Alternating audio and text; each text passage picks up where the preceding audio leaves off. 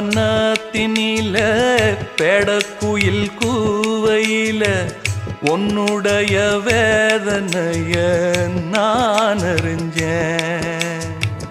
பொங்கலத்தில் மாலையிட ஒன்னிரண்டு தோளத்தொட என்ன தவம் செஞ்சேனோ என் மாமா. வண்ணக்கிளி கையத்தொட சின்ன சின்ன கோலமிட உள்ளம் மட்டும் வழியே நானே,